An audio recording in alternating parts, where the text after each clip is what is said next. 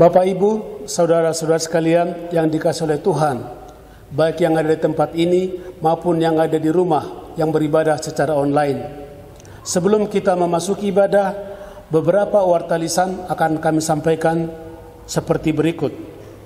Hari ini ibadah akan dilayani oleh Saudari Nadia Dewi Natalia, tanggal 13 September 2020. Dan untuk minggu berikutnya, tanggal 20 September 2020, ibadah online, jemaat dapat mengakses channel YouTube YKB GKI TV. Dan untuk tanggal 27 September, dapat mengakses kembali melalui channel Gatot Subroto. Pengumpulan persembahan.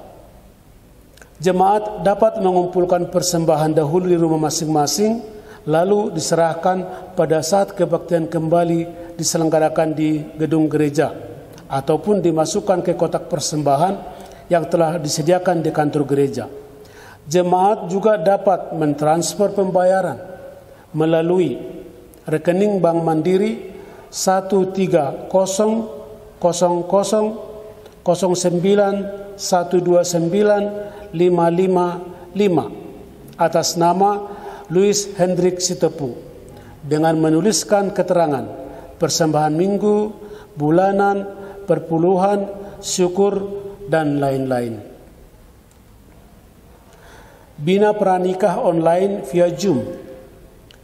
GKI Gunung Sahari, Klasis Jakarta Selatan, mengadakan bina pranikah online yang akan diadakan pada hari tanggal Sabtu 26 September dan 3 Oktober 2020.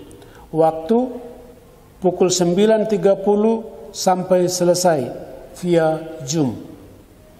Biaya kontribusi sebesar 200.000 per pasang melalui rekening tujuan BCA 39130022668 atas nama Gereja Kristen Indonesia Jawa Barat.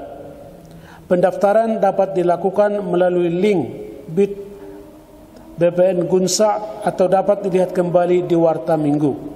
Kontak person melalui Cindy 08199357323 atau Stella 085711786888. Berikutnya, diberitahukan kepada seluruh jemaat GKI Gatot Subroto bahwa saat ini gereja telah memiliki nomor WhatsApp operasional dengan nomor HP 0823 2169 4727. Jika Bapak atau Ibu membutuhkan informasi mengenai ibadah dan lainnya, dapat menghubungi nomor tersebut, dan majelis telah membuat WA Group yaitu E-Warta. Untuk itu para jemaat mohon tidak mendelete atau keluar dari grup sebagai informasi yang selalu akurat dari gereja kita. Demikian warta hari ini. Untuk itu mari kita mulai ibadah kita satukan hati kita, dan saat hening dimulai. Terima kasih, Tuhan memberkati.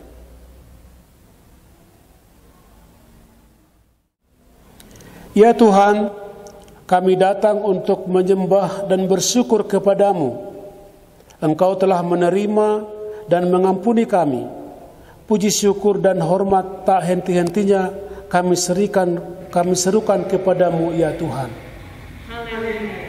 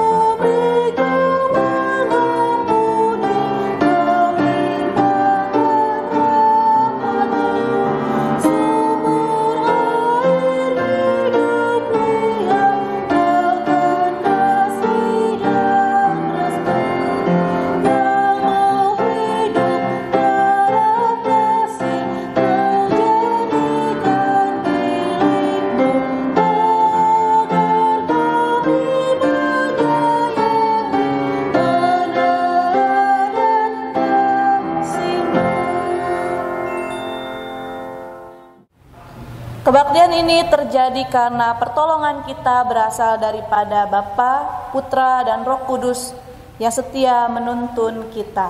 Amin.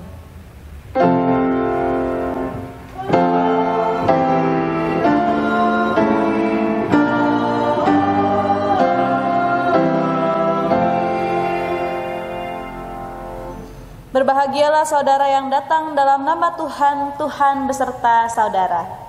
Dan beserta saudara juga.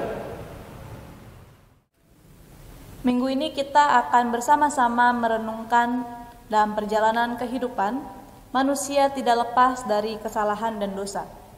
Pengampunan dari Tuhan memberikan kelepasan dari beban dosa dan kesalahan kita. Firman Tuhan katakan dalam Mazmur 103 ayat 8-9.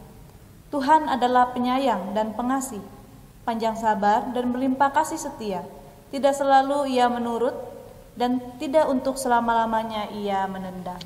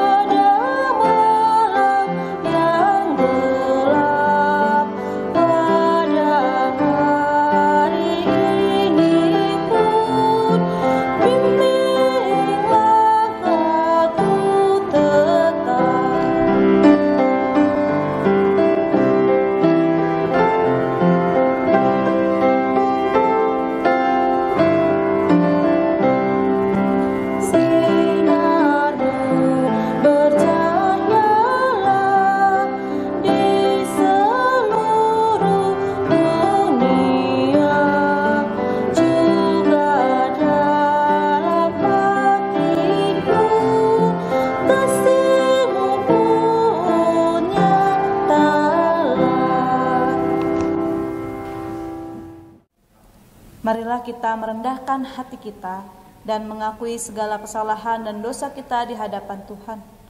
Ayat yang mendasari dari Mazmur 32 ayat 5. Dosaku kuberitahukan kepadamu dan kesalahanku tidaklah kusembunyikan. Aku berkata, aku akan mengaku kepada Tuhan pelanggaran-pelanggaranku dan Engkau mengampuni kesalahan karena dosaku. Jemaat diberikan kesempatan untuk menaikkan doa secara pribadi.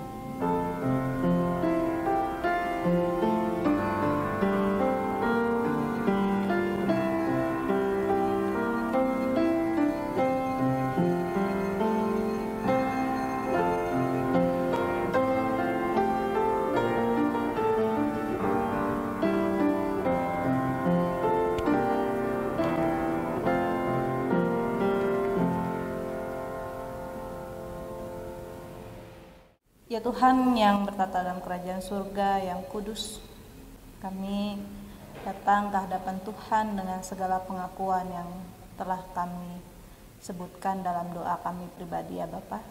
Dan kiranya Tuhan mampukan kami untuk terus berusaha untuk tidak melakukan kesalahan kami Bapa. Dan ampunilah segala dosa dan kesalahan yang kami perbuat. Hanya di dalam nama Tuhan Yesus Kristus kami berdoa. Amin.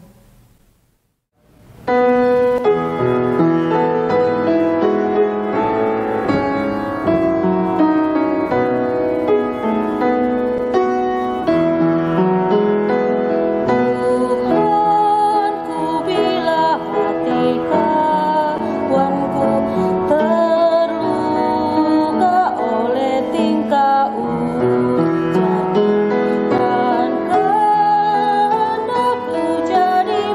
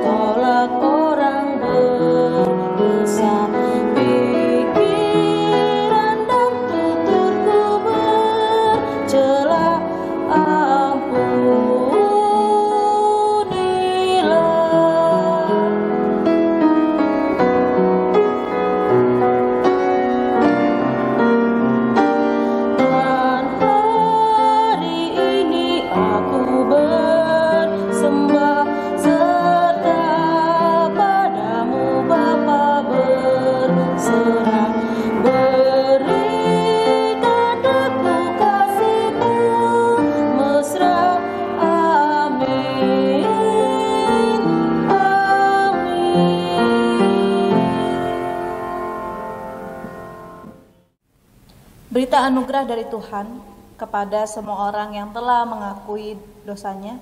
Dalam Roma 4 ayat 7-8, berbahagialah orang yang diampuni pelanggaran-pelanggarannya dan yang ditutupi dosa-dosa. Berbahagialah manusia yang kesalahannya tidak diperhitungkan Tuhan kepadanya. Demikianlah berita anugerah dari Tuhan. Salam damai.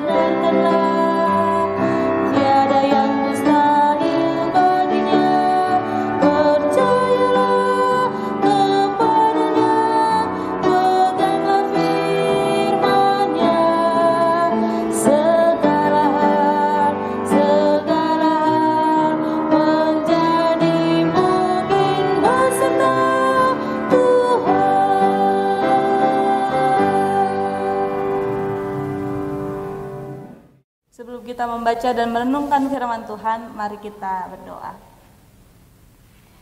Ya Tuhan, tidak ada yang mustahil ketika kami mau percaya kepada Tuhan dengan iman kami. Dan saat ini Tuhan, bersama-sama kami mau membaca, mendengarkan firman Tuhan.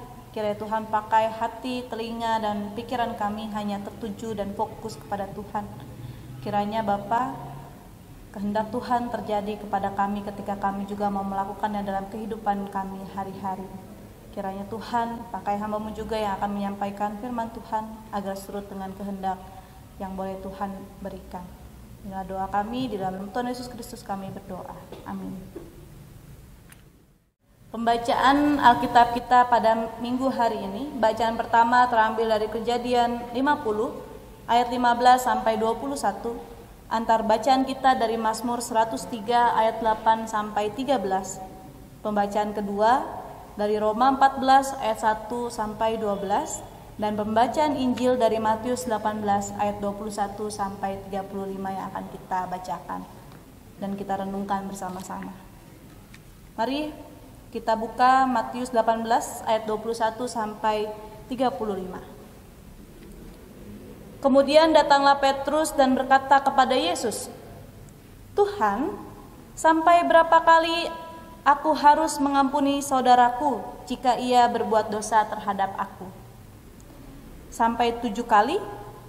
Yesus berkata kepadanya, "Bukan, Aku berkata kepadamu, bukan sampai 7 kali, melainkan sampai 70 kali 7 kali. Sebab hal kerajaan sorga seumpama seorang raja yang hendak mengadakan perhitungan dengan hamba-hambanya. Setelah ia mulai mengadakan perhitungan itu, dihadapkanlah kepadanya seorang yang berhutang 10.000 talenta. Tetapi karena orang itu tidak mampu melunaskan hutangnya, raja itu memerintahkan supaya ia dijual beserta anak, istrinya, dan segala miliknya untuk membayar hutangnya. Maka sujudlah hamba itu menyembah dia, katanya, sabarlah dahulu, segala hutangku akan kulunaskan. Lalu tergeraklah hati raja itu oleh belas kasihan akan hamba itu, sehingga ia membebaskannya dan menghapuskan hutangnya. Tetapi ketika hamba itu keluar, ia bertemu dengan seorang hamba lain yang berhutang 100 dinar kepadanya. Ia menangkap dan mencekik kawannya itu, katanya, bayar hutangmu. Maka sujudlah kawannya itu dan memohon kepadanya, sabarlah dahulu, hutangku itu akan kulunaskan. Tetapi ia menolak dan menyerahkan kawannya itu ke dalam penjara sampai dilunaskannya hutangnya. Melihat itu kawan-kawannya yang lain sangat sedih, lalu menyampaikan segala yang terjadi kepada tuan mereka. Raja itu menyuruh memanggil orang itu dan berkata kepadanya, hai hamba yang jahat, seluruh hutangmu telah kuhapuskan karena engkau memohonkannya kepadaku. Bukankah engkau pun harus mengasihani kawanmu seperti aku telah mengasihani engkau? Maka marahlah tuannya itu dan menyerahkannya kepada algojo-algojo sampai ia melunaskan seluruh hutangnya. Maka Bapakku yang di surga akan berbuat demikian juga terhadap kamu, apabila kamu masing-masing tidak mengampuni saudaramu dengan segenap hatimu. Demikianlah firman Tuhan. Berbahagialah mereka yang melakukan dan memeliharanya dalam kehidupan sehari-hari. Haleluya.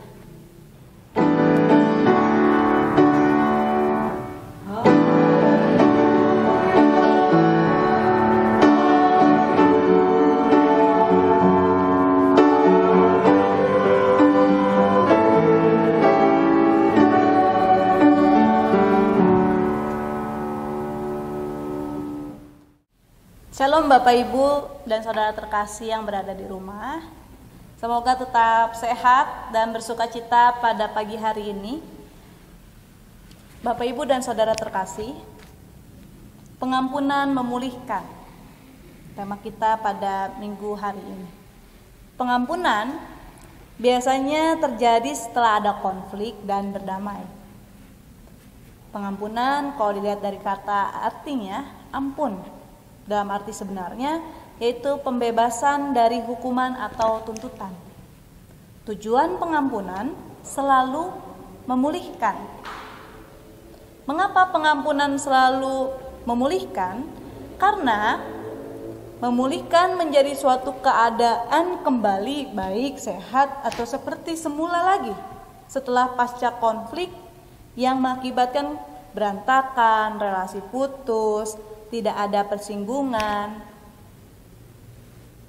Dan pemulihan itu untuk membuat relasi tersebut menjadi baik, berjalan, tertata, yang rusak dibetulkan.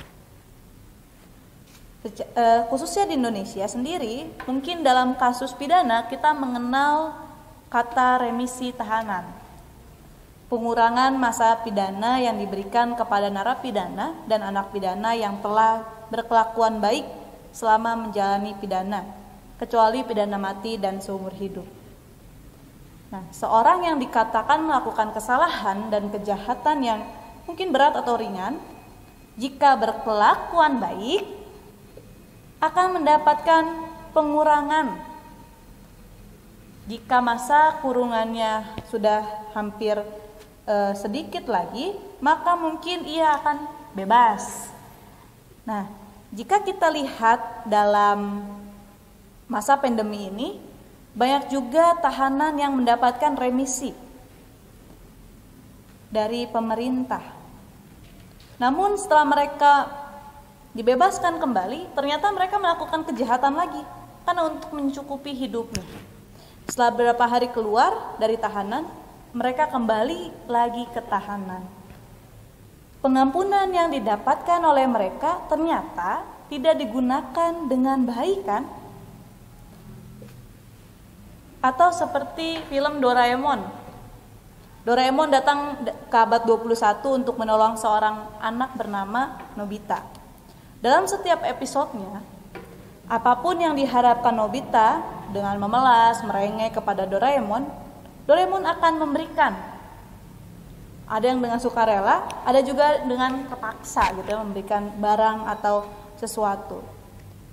Segala hal yang diberikan kepada Nobita oleh Doraemon kadang tidak dipergunakan dengan baik. Kadang digunakan untuk menjahili atau menyombongkan dirinya. Dan pada akhirnya Nobita selalu terkena dampaknya dari apa yang ia lakukan. Diberikan sesuatu namun tidak dipergunakan dengan baik, malah menjadi kacau ya.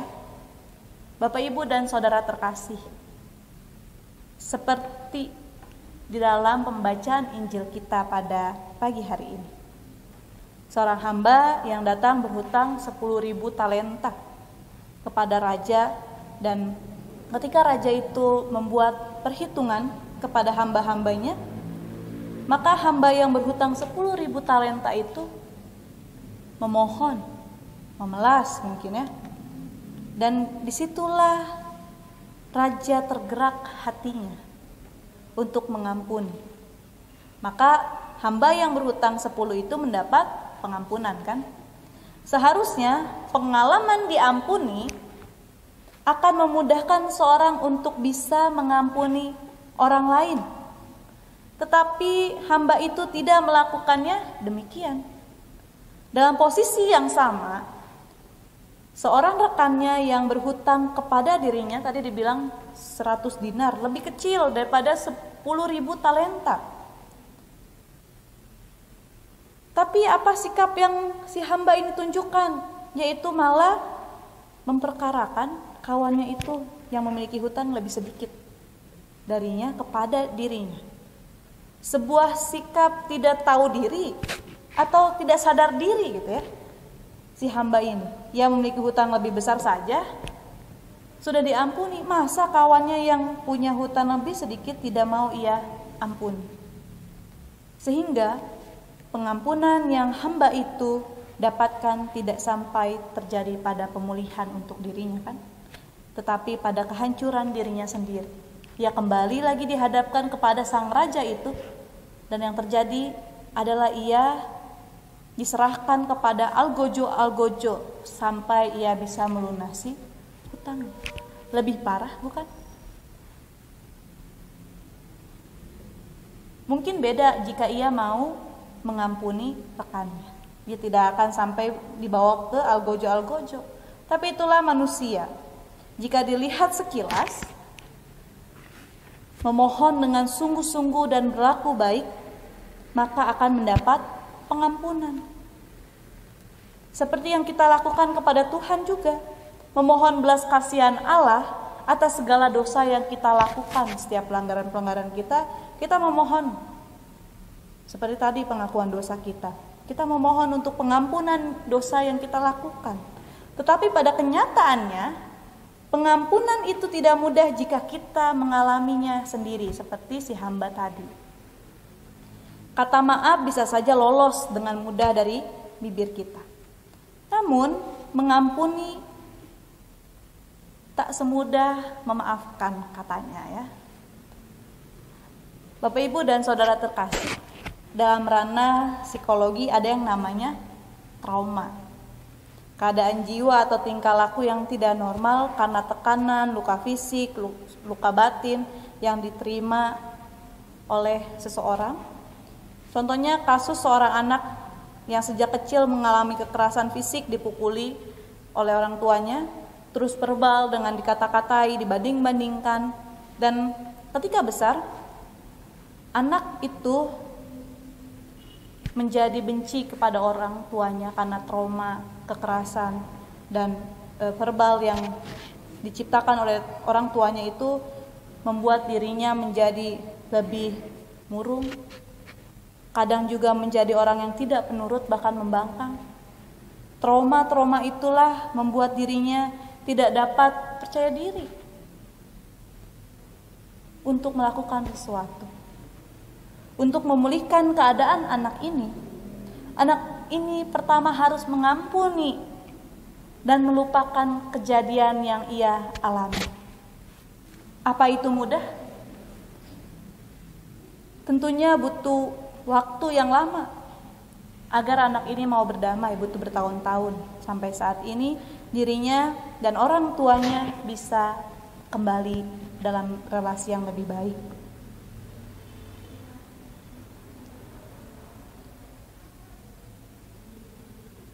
Atau contoh yang lain, dalam relasi seorang dikhianati berkali-kali dengan orang yang sama, selalu dimaafkan. Secara manusia ternyata kita mengatakan orang memaafkan juga ada batasnya ya. Karena pengkhianatan yang saya terima itu menimbulkan trauma, sehingga saya tidak bisa lagi memulai relasi yang baru atau menjalani relasi dengan orang yang lain karena saya takut untuk dikhianati lagi.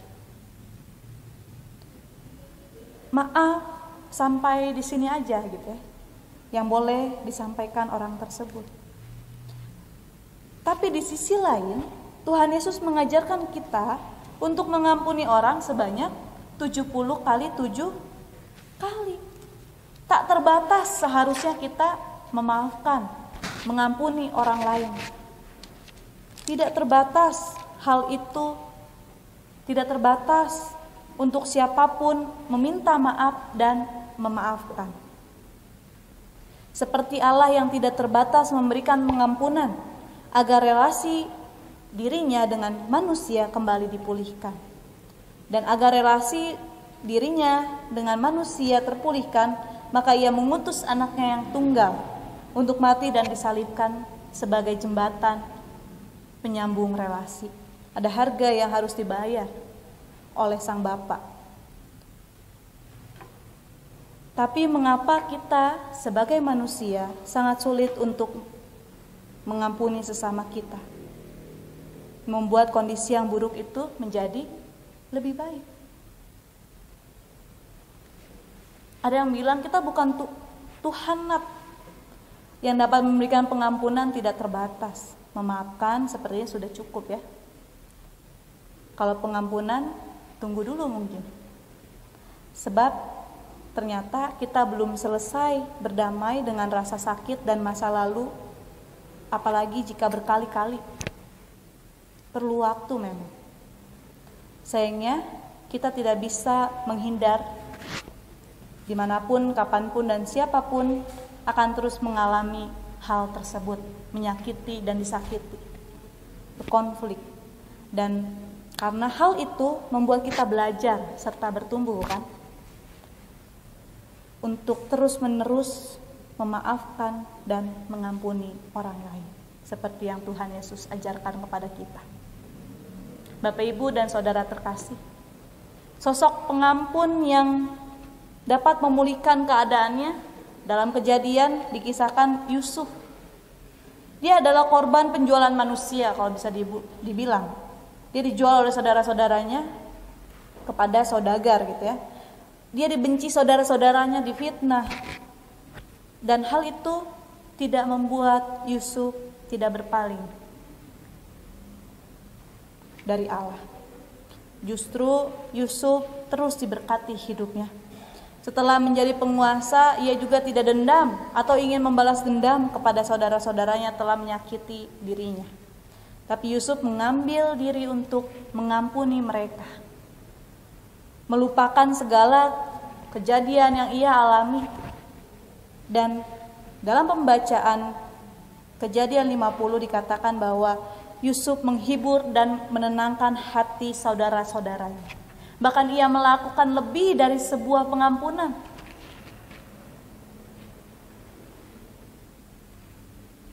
Pengampunan itu, jika kita mau berikan, maka kita harus melupakan dan harus mengenang segala luka itu sampai kita tidak tersakiti, tidak merasa sakit, tidak merasa terluka.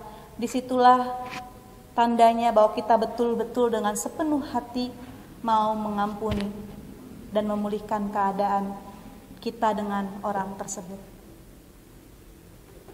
Bapak, Ibu, dan Saudara terkasih, untuk terus-menerus kata maaf dan pengampunan itu terjadi dengan segenap hati, kita harus selalu ingat doa yang Yesus ajarkan.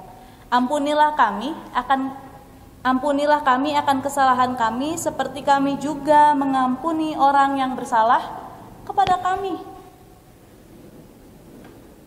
Doa ini jika kita terus berulang-ulang mendoakannya, mengatakannya, akan membantu mengingatkan kita untuk selalu, yuk beri maaf, yuk ampuni.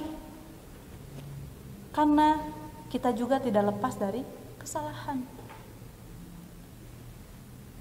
Orang bisa mengampuni kita ketika kita bersalah kepadanya, dan kita juga harus mengampuni mereka yang bersalah kepada kita. Mengingat doa ini membuat hati kita menjadi lebih tenang dan mendapatkan solusi atas segala hal yang terjadi. Seperti Paulus juga yang dalam nasihatnya kepada jemaat Roma yang mengatakan, siapa yang makan, janganlah menghina orang yang tidak makan, dan siapa yang tidak makan, janganlah menghakimi orang yang makan, sebab Allah telah menerima orang itu. Paulus mau mengatakan, sesama umat Allah berhentilah menghakimi, menghina, atau lebih simpelnya berhentilah membuat konflik. Karena kamu salah, saya salah gitu ya. Paulus juga mengatakan hal yang sama.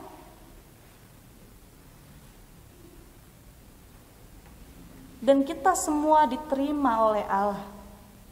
Semua orang yang melakukan kesalahan diterima oleh Allah dan mendapat pengampunan. Dan apakah kita patut menghakimi orang lain, tidak memberikan pengampunan? Pertanyaannya kepada diri kita sendiri. Dan sepatutnya kita mengampuni dengan segenap hati. Yang pertama yang harus kita lakukan yaitu, mari kita tanamkan dalam diri kita bahwa kita telah lebih dahulu diampuni oleh Allah. Ketika kita tanamkan hal itu, maka dengan mudah kita akan memberikan pengampunan kepada orang lain. Yang kedua, lepaskanlah rasa ingin membalas atau menendam. Kalau Tuhan bilang, berilah pipi kananmu ketika pipi kirimu ditampar. Jadi jangan kita langsung membalas ketika pipi kiri kita ditampar, kita menampar balik. Tapi kita harus melepas rasa ingin membalas itu dan berikanlah yang lain. Yang ketiga, teruslah memohon kepada Allah untuk berdamai dan mengampuni. Terus memohon agar kita menjadi orang yang bijaksana, orang yang mempunyai belas kasihan kepada saudara-saudara, mengasihi orang lain dan mendoakan musuh itu. Mari kita terus memohon kepada Tuhan agar kita diberikan hal-hal itu. Ketiga hal ini, mari kita terus tanamkan dan sugestikan dalam diri kita. Dan Bapak Ibu, Saudara terkasih, Tuhan mau kita masing-masing mengampuni orang yang menyakiti kita dengan segenap hati, dengan hati yang tulus. Semua orang melakukan kesalahan. Dan maukah kita mengampuni mereka? Ini adalah sebuah cermin kasih Tuhan dalam hidup kita dan sekaligus menjadikan kita sebagai pribadi yang bebas dari beban dan rasa sakit dan mendorong untuk melanjutkan kehidupan menjadi lebih baik, lebih mendapatkan damai sejahtera dibandingkan kita harus merasakan tertekan beban yang berat. Mari lepaskan segala kesedihan, rasa sakit. Mari kita memikirkan relasi yang lebih baik. Mari kita memikirkan relasi itu kembali seperti sedia kala. Kiranya Tuhan menolong kita semua untuk dapat mengampuni orang lain. Amin.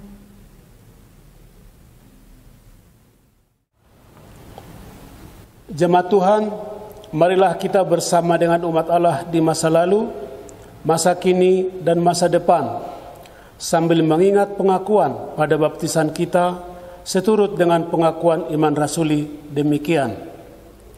Aku percaya kepada Allah, Bapa yang Maha Kuasa, Khalik langit dan bumi, dan kepada Yesus Kristus, Anak yang tunggal Tuhan kita, yang dikandung daripada Roh Kudus, lahir dari anak darah Maria, yang menderita sengsara di bawah pemerintahan Pontius Pilatus, disalibkan, mati dan dikuburkan, turun ke dalam kerajaan maut.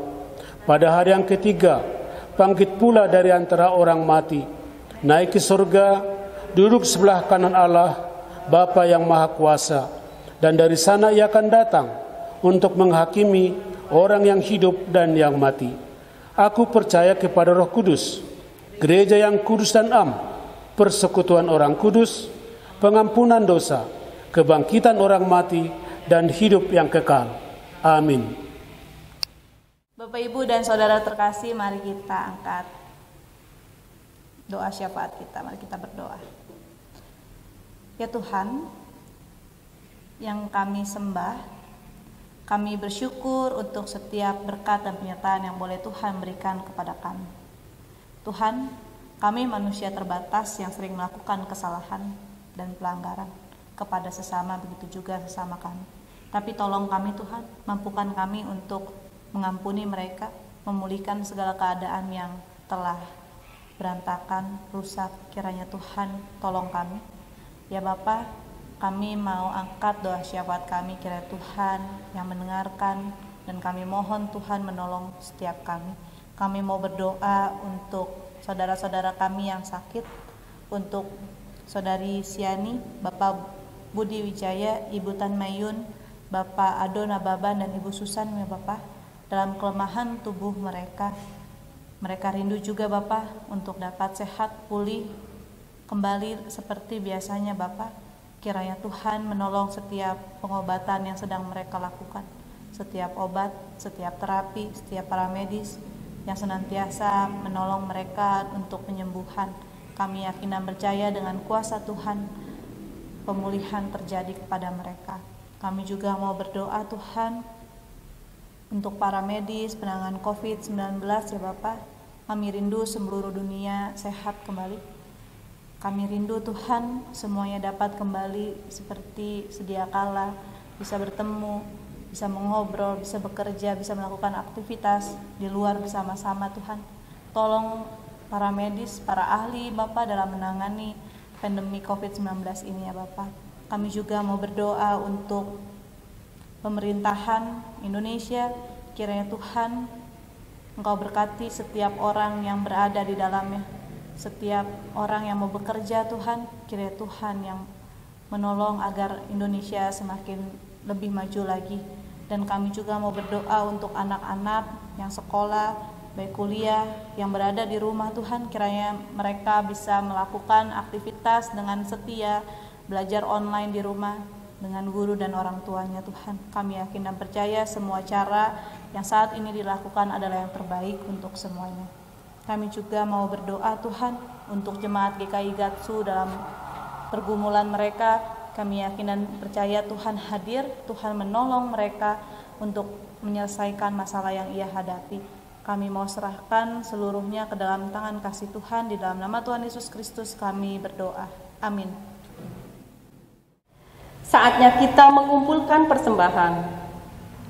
Jemaat dapat mengumpulkan persembahan dahulu di rumah masing-masing, lalu diserahkan pada saat kebaktian kembali diselenggarakan di gedung gereja, atau dimasukkan ke kotak persembahan yang telah disediakan di kantor gereja. Jemaat dapat juga mentransfer persembahan melalui rekening Bank Mandiri nomor 130.091295555 atas nama Louis Hendrik Sitepu dengan menuliskan keterangan persembahan minggu atau persembahan bulanan atau persembahan perpuluhan atau ucapan syukur. Sebagai nas persembahan kita diambil dari 2 Korintus 9 ayat 7 yang berbunyi demikian. Hendaklah masing-masing memberikan menurut kerelaan hatinya, jangan dengan sedih hati atau karena paksaan, sebab Allah mengasihi orang yang memberi dengan sukacita.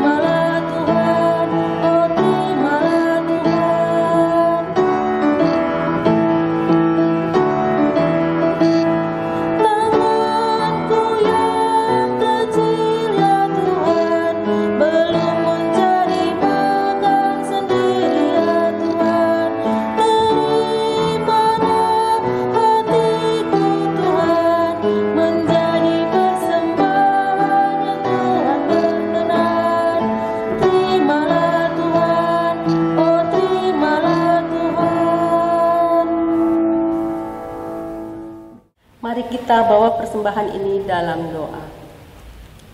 Bapa yang Maha Kasih, kembali kami datang kepadamu ya Tuhan. Bersyukur untuk semua berkat dan semua hal baik yang Tuhan sudah lakukan di dalam hidup kami. Dan kami bersyukur Tuhan, bila di masa pandemi ini, Tuhan senantiasa memberi kami pemeliharaan yang luar biasa. Tuhan mencukupkan segala kebutuhan kami, baik jasmani maupun rohani. Ajarilah kami Tuhan, agar kami semakin mengerti, agar kami semakin tahu apa yang Tuhan mau dalam kehidupan kami. Dan bila saat ini Tuhan, kami datang menyampaikan persembahan kami, kiranya Tuhan menerimanya dan menguduskannya, agar persembahan ini boleh menjadi berkat dimanapun persembahan ini digunakan, khususnya untuk kemajuan jemaat-Mu satu persatu di tempat ini, dan hanya untuk kemuliaan nama Tuhan saja. Dan kami mohon Tuhan, bila kami menyampaikan persembahan kami ini kurang layak di hadapan-Mu, dibandingkan dengan berkat Tuhan yang begitu besar, yang boleh kami nikmati dan kami rasakan. Inilah doa persembahan kami, rasa syukur kami kepadamu, yang kami naikkan hanya di dalam nama Tuhan Yesus. Kami berdoa dan mengucap syukur. Amin. Oh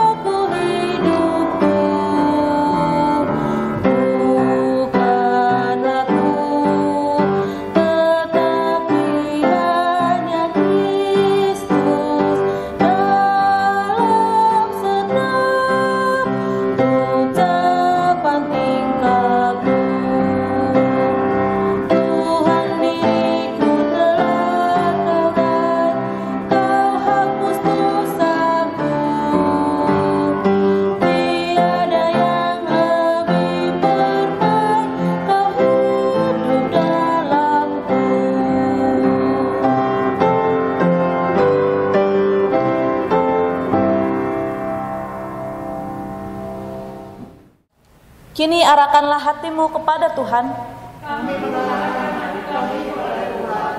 Jadilah seorang pengampun yang memulihkan keadaan. Terpujilah Tuhan kini dan selama-lamanya. Sekarang terimalah berkat dari Tuhan. Tuhanlah penjaga kita. Tuhanlah naungan kita di sebelah kanan dan kiri kita. Tuhan akan menjaga keluar masuk kita dari sekarang sampai selama-lamanya. Haleluya. Amin.